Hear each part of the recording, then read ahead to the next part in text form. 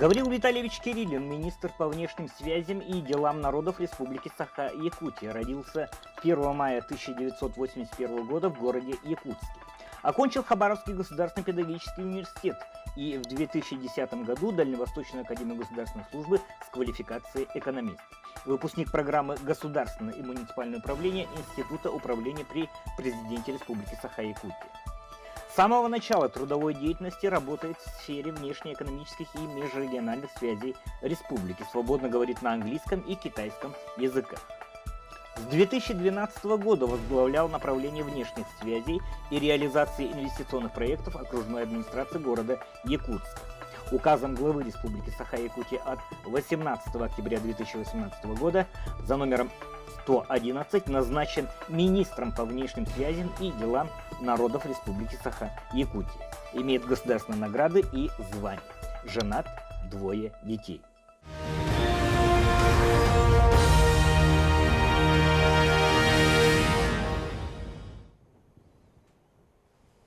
Добрый вечер, дорогие телезрители. В эфире телеканала Якутия-24. И поскольку мы живем в гибридной веке, в прямом эфире инстаграм-аккаунта «Правительство Лайв», программа с таким же названием «Правительство Лайв». Место, площадка, где руководители органов исполнительной власти республики отвечают на прямые актуальные вопросы наших телезрителей и подписчиков. И сегодня у нас в гостях руководитель ведомства Министерства по внешним связям и делам народов республики Гаврил Витальевич Кириллин. И, Гаврил Витальевич, добрый вечер. И я предлагаю обратиться к нашим зрителям. Давайте, вот поскольку в визитке было указано, что вы свободно владеете несколькими языками, давайте по-английски хотя бы. Good evening, Якутия. Dear ladies and gentlemen, welcome to Yakutia Live. Добро пожаловать на... А можно по-китайски еще? По-китайски «Нюшумен сяншумен тажахао». Отлично. Отлично. И первый мой вопрос будет основываться вот как раз на том материале, который снимали наши коллеги. Кажется, что сфера внешних связей республики — это вечные там банкеты, чаепития, ужины, пусть деловые, там, но все равно приятие пищи. Да? На самом деле, вот те какие-то серьезные очень вопросы, которые рассматриваются на такого рода формате, они остаются за кадром. Не обидно бывает? Не, ну да, Дмитрий, на самом деле, ну конечно, приемы, банкеты, какие-то переговоры, это, конечно, неотъемлемая часть нашей работы. Конечно, это тоже ведется очень большая работа и во время неформальных бесед с иностранными партнерами, во время и официальных приемов ужинов. Да, и, конечно, ну, такой стереотип существует, к этому мы относимся нормально. Это тоже часть общения с нашими иностранными партнерами, часть того, как мы должны с ними заводить какие-то, может быть, близкие контакты, для того, чтобы дальше продвигать нашу работу, продвигать наши проекты. Подписчики уже подключаются у нас на инстаграм-канал, и первые вопросы. Очень хорошо, кажется, отметили ваши иностранные языки, владение иностранными языками. На каких еще языках говорит министр по внешним связям и какое образование получил? Видимо, проглядели визит. Ну, да, первое образование я получил в Хабаровске. Первое высшее образование — это факультет восточных языков Хабаровского пединститута. Изучал я там английский и китайский языки. Ну, мои рабочие иностранные языки — это английский и китайский, которым я достаточно часто практикую в своей работе, ну и в жизни тоже. Ну а так тоже пару европейских языков в школе изучал, немецкий, французский, латинский даже у нас был в школе. Ну и по работе тоже сталкивался и с испанским, и с японским, с корейским, ну на таком вот базовом уровне, что можно было там какие-то бытовые проблемы решать. Вот, наверное, вот так. Понять, путь спросить и так далее, и так далее. Да. То есть вас можно причислять к полиглотам? Да? Ну, я к себе, ну, кто-то причисляет, кто-то нет, ну вот так. А помните свою, лучшая языковая практика, это, конечно, за рубежом, да? Вы помните свою первую самую поездку за рубеж? Ну, первая моя поездка за рубеж вообще была это 95-й год, мне тогда было 14 лет. Тогда я посетил Англию, Великобританию. Ну, летние языковые курсы были. Тогда, я помню, в школе у нас, я учился в школе номер 22, это тогда неполная средняя школа была, она в районе 17 квартала на Жирницкого была расположена. И у нас тогда в школе английского языка не было, учителя просто не было. И в 5 классе был английский, 6, 7, 8 класса не было английского, но я сам посещал, мама меня направляла к репетитору, там, ну, такие вот репетиторские занятия. И помню, тогда вот как раз поехал в Англию, отправили меня в Англию, я туда приехал, молодой парень, подросток, да, и тогда впервые столкнулся вот с иностранцами, на тот момент англичанами, и как-то сразу начал общаться, хотя, наверное, на тот момент я как-то неправильно, может быть, не совсем грамматически правильно разговаривал на английском, но как бы я не стеснялся, как-то вживую и смело я говорил хоть правильно, неправильно, но я старался говорить на языке, на английском, и как-то вот так потом получилось, что вот в эту степь как-то ушел. Наверное, так и надо. То есть нужно тебе, Да. спросил, не надо там оглядываться на что-то, какое-то произношение и так далее. Да? Все мы знаем, ну не понаслышке, что Китай это очень своеобразная страна с очень специфической философией, какими-то подходами геополитическим даже проблемам. Да? То есть не секрет, что есть китайские карты, где наши территории, даже севернее Нерюнгри, они обозначены как северные территории. Какие отношения сейчас между двумя странами и как это может отражаться на отношениях граждан? То есть вот такой вот вопрос от подписчиков. Да, действительно, Китай это не только наш ближайший сосед, но и стратегический партнер для России, да. И вы знаете, что сейчас отношения между двумя странами, не только между странами, и народами и правительством, но и между нашими лидерами, между президентом Путиным и представителем Си Цзиньпином, они тоже на высоком уровне, на беспрецедентно высоком уровне, можно сказать. Контакты их постоянные, да, в год они по несколько раз встречаются. Ну и Якутия тоже в силу своей географической близости, конечно же, для Якутии Китай является тоже одним из основных партнеров зарубежных, да, с которым мы сотрудничаем. Мы с ним достаточно неплохо мы нарастили наше взаимодействие в последние годы с Китаем. Мы еще в 2004 году заключили соглашение о сотрудничестве с северо-восточной провинцией Хэлунцзян. До сих пор вот у нас активно развиваются связи. Товарооборот у нас растет, да, вот, сейчас он составляет примерно, наверное, составляет 650-700 миллионов долларов по оценке, вот если брать прошлый год, да, и, конечно же, большую часть этого занимает экспорт.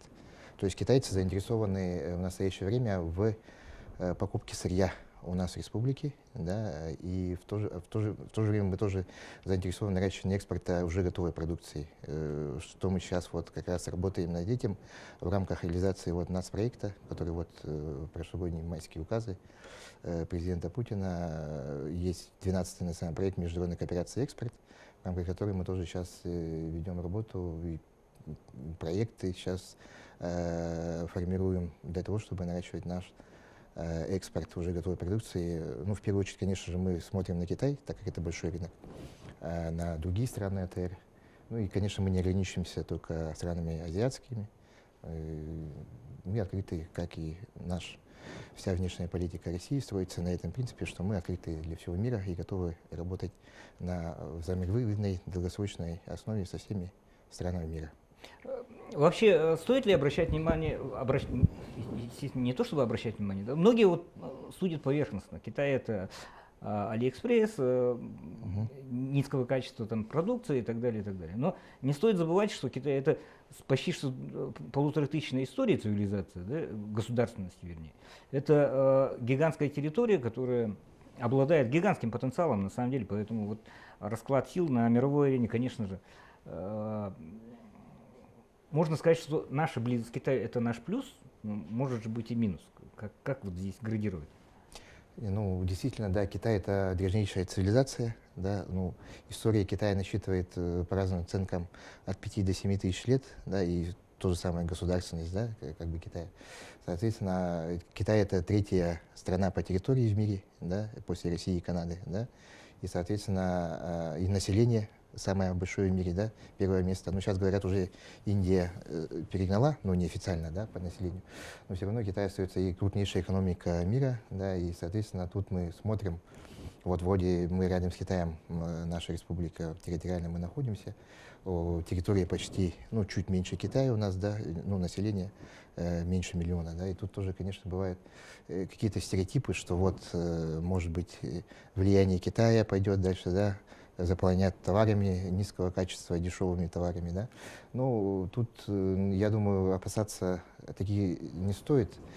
Во-первых, из-за того, что мы последние годы, как я уже сказал, достаточно неплохо на очень высоком уровне и страны наши, правительства наших стран, и Якутия в том числе, мы достаточно плохо и открыто, честно мы ведем работу с китайскими партнерами, и все время подчеркиваем, что это сотрудничество наше должно быть взаимовыгодным, долгосрочным, чтобы затрагивало интересы и наши, и их.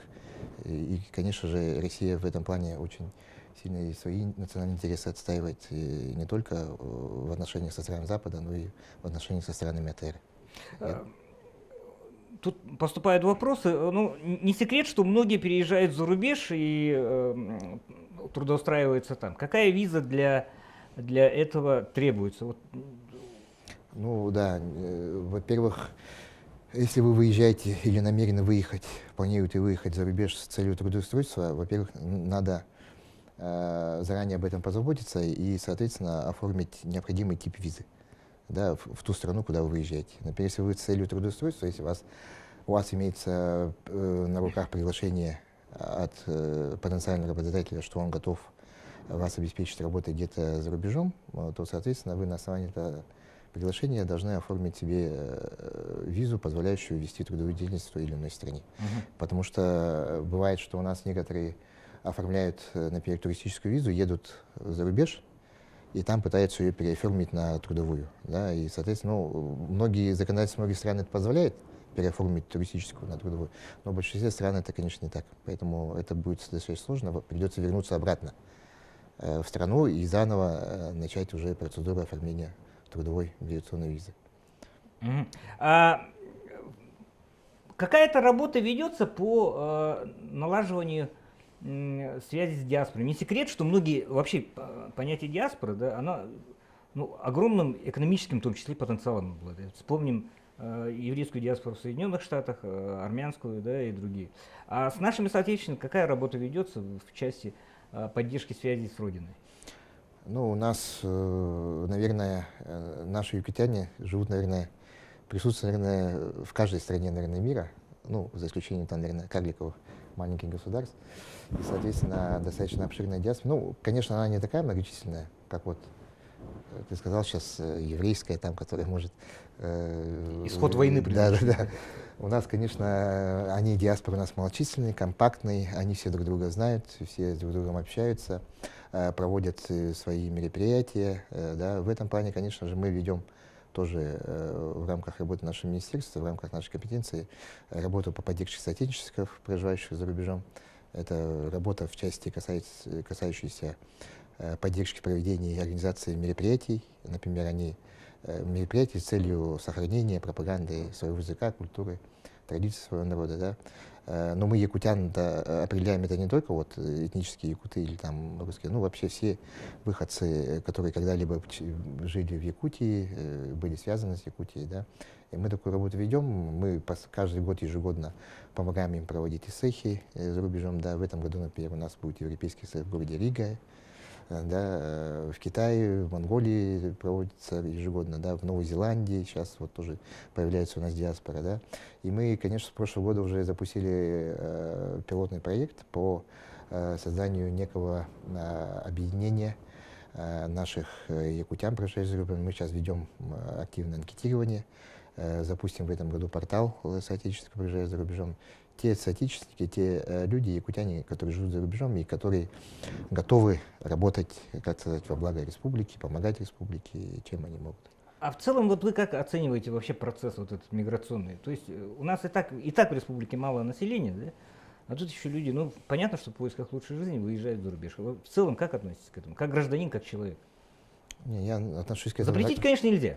Да, я отношусь к этому нормально. Как бы каждый человек, слава богу, мы сейчас живем в то время, когда каждый человек волен определять свое место жительства, да, как ему лучше, удобнее, где он может реализовать свои возможности, реализовать свои навыки, да.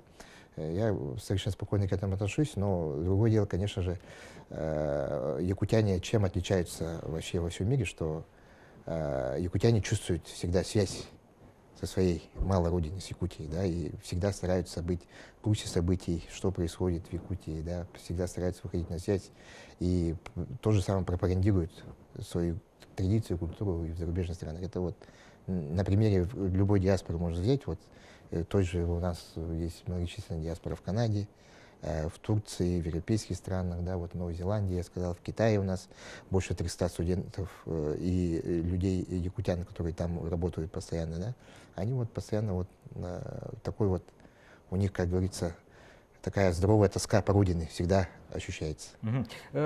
Подписчица Лика спрашивает, а что МВС может предложить молодежи? Ну, какие-то программы, видимо, или...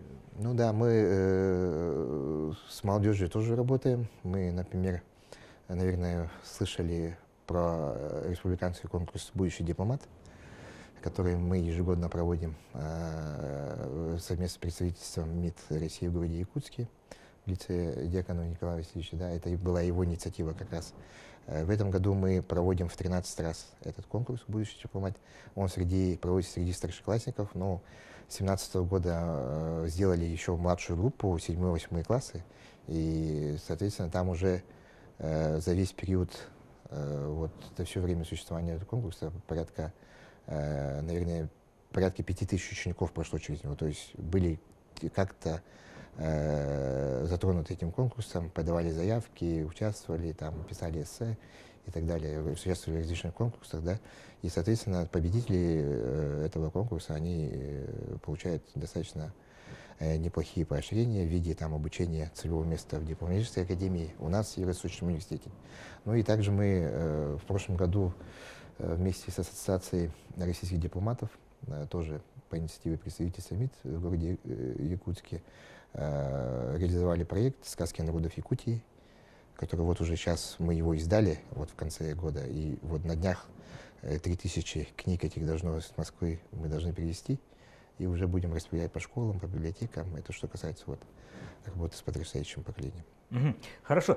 Предлагаю встряхнуться немножко, сделать такой маленький, очень быстрый блиц-опрос. Да? То есть, где возможно, отвечайте да или нет. Очень быстрый ответ.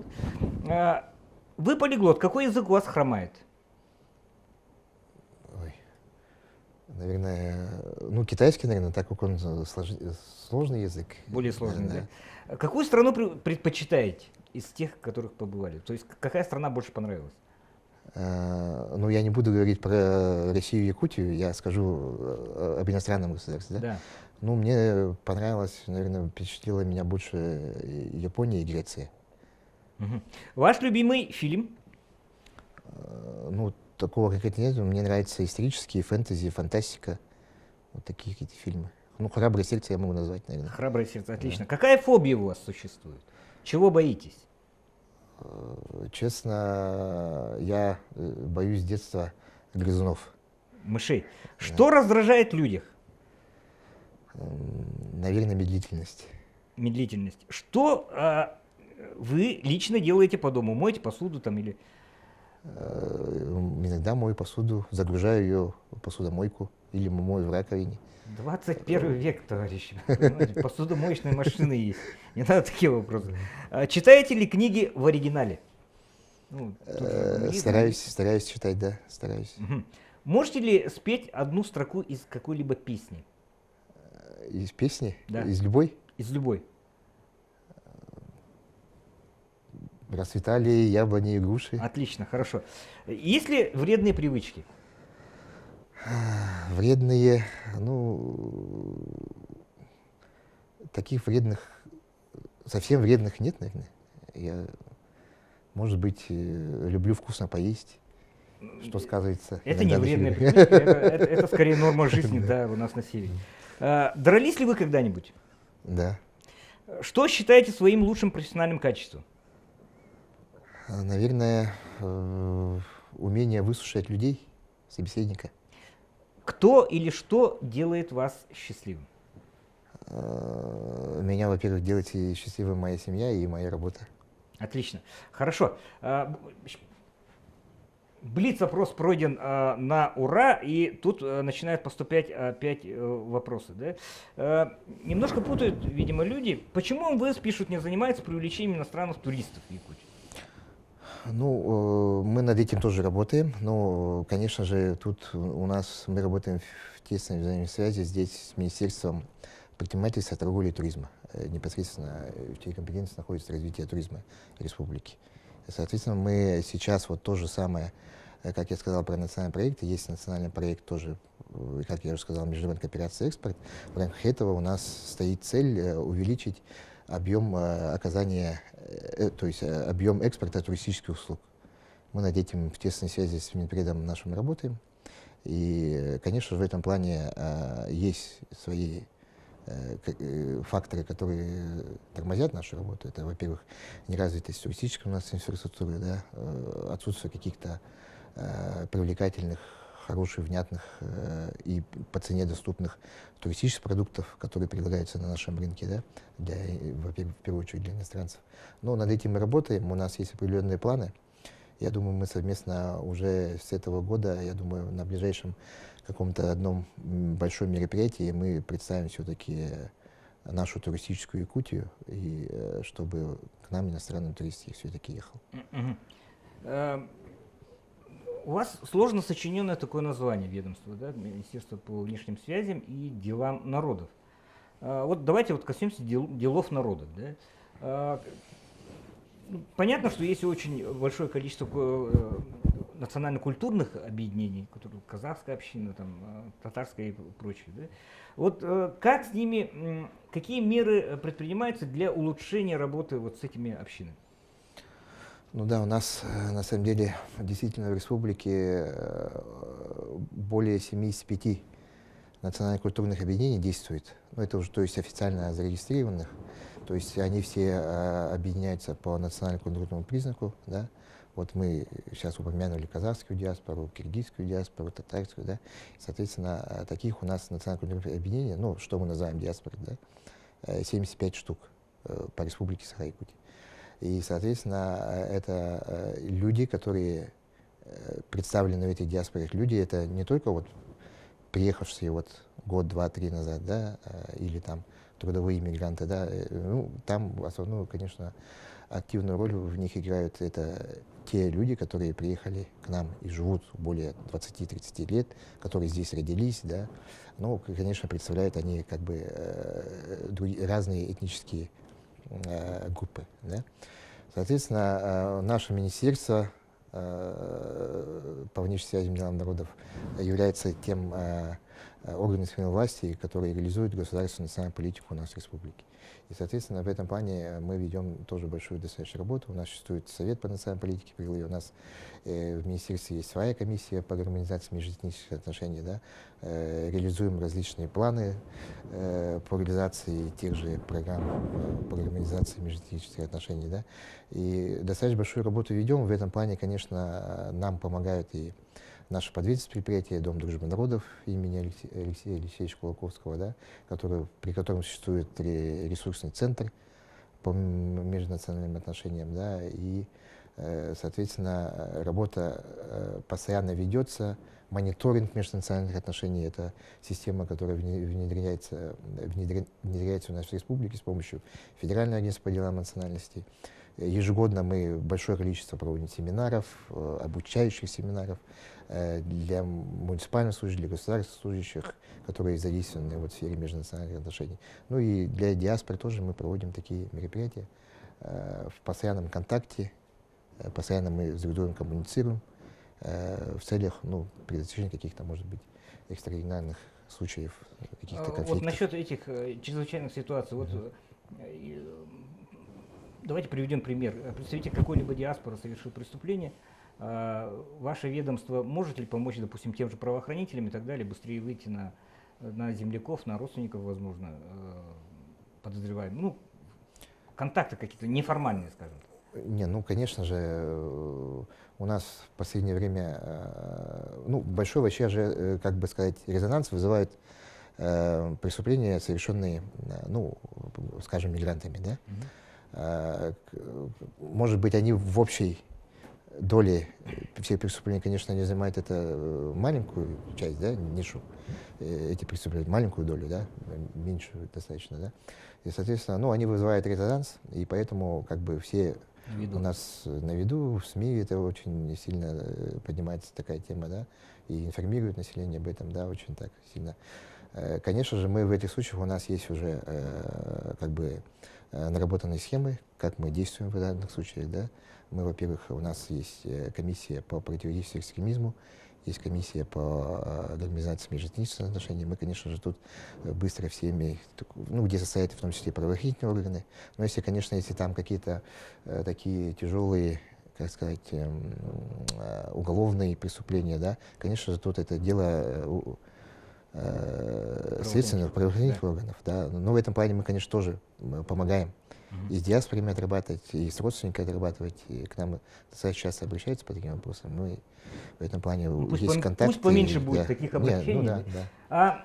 Давайте поговорим о серьезных вещах. С какими международными организациями есть положительный опыт работы? Чем может похвастаться, с гордостью сказать, да, мы добились определенных успехов? Ну, вообще республика давно взаимодействует с международными организациями, да, такими как ООН, ЮНЕСКО, да, и республика является также членом многих тоже международных организаций, таких как Ассоциация региональных администраций стран Северо-Восточной Азии, это сокращенно МАРАСО называем, да, Северный форум неправительственной организации, да. В прошлом году мы вступили в Всемирную организацию объединенных городов и местных властей, да. Ну, по линии сотрудничества с этими организациями, конечно же, была проведена достаточно большая работа. Вот, наверное, с конца 80-х годов она началась, вот, взаимодействие с ЮНЕСКО. Мы за все годы взаимодействия с ЮНЕСКО где-то 40 проектов совместно мы реализовали с ЮНЕСКО. Мы вот в этом году, в начале года посчитали, все же любят мерить деньгами, там, сколько там это, да, какой выхлоп от этого, да. Ну, мы посчитали примерно где-то $500 тысяч вот эти проекты, то есть по линии финансирования ЮНЕСКО где-то вот на эту сумму мы вышли сейчас, да. Это те же проекты по арктической школе, проекты по сохранению языков, да, и так далее, да. Что касается с другими организациями, мы вот в рамках Северного форума, вы знаете, мы взаимодействуем с Арктическим советом. Это международная организация, в которой представлены 8 арктических государств, в том числе Россия. Да. Мы в этом плане тоже работаем во всех комиссиях, вносим свои предложения по развитию вообще арктического мирового региона. Тем более это актуально сейчас, то, что мы, республика, у нас создано Министерство по развитию Арктики. Да, мы эту работу сейчас будем усиливать. И тем более с 2021 года Россия будет председательствовать в Арктическом совете. Мы туда тоже свои предложения внесли, как мы дальше можем, какие проекты можем продвинуть. По линии Северного форума мы с прошлого года запустили проект по поддержке, на конкурсной основе поддерживаются проекты и финансируются по линии Северного форума.